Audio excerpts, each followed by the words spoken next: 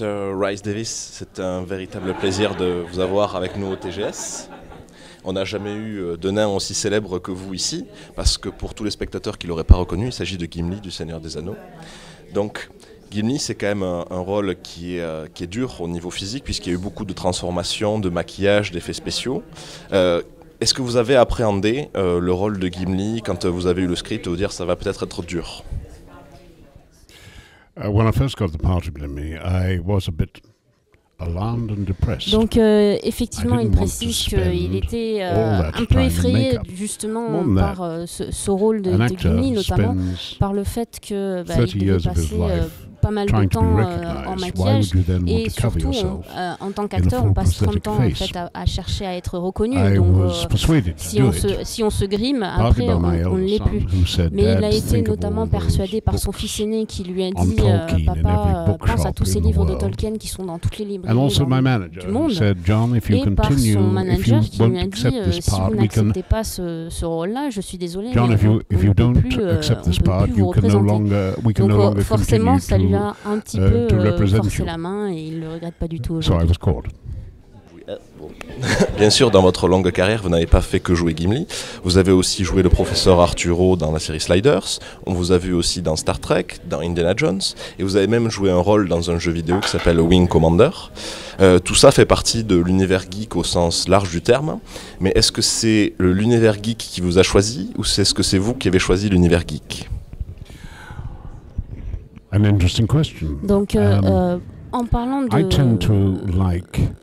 justement l'univers geek, c'est pas tant un choix qu'il choisit lui des travaux qui lui paraissent intelligents. Donc il va vers du travail intelligent et des gens intelligents.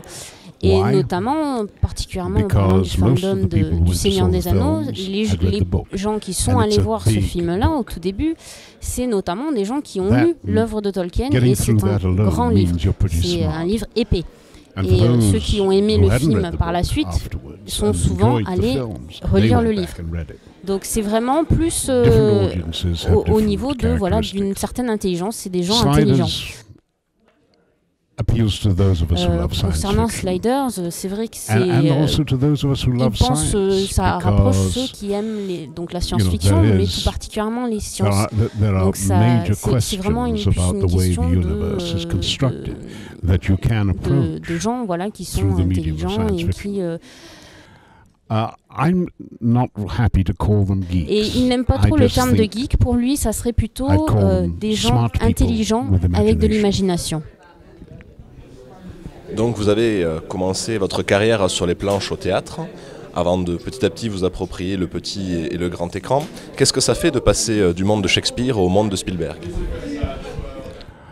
Shakespeare. Well, your question, I think, is this. Your question is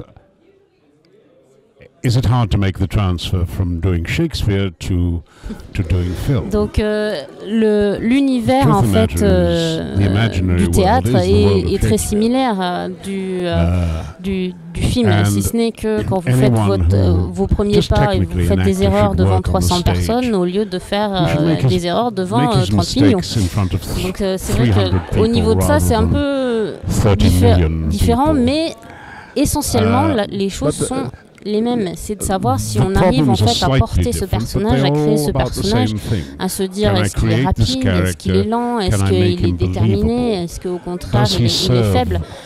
Donc c'est dans cette capacité à pouvoir créer un personnage de toute pièce et de le porter en fait à l'écran. Tout est en fait de l'imaginaire et de paraître. It's lovely to be back in France, especially lovely to be back in Toulouse. The French audience is intelligent and passionate about film, and long may that continue to be. Thank you very much. Merci beaucoup. Et bien, en tout cas, nous, on vous souhaite une très bonne continuation sur le salon du TGS et bien sûr, on vous accueillera avec joie si vous voulez revenir. Merci beaucoup, monsieur.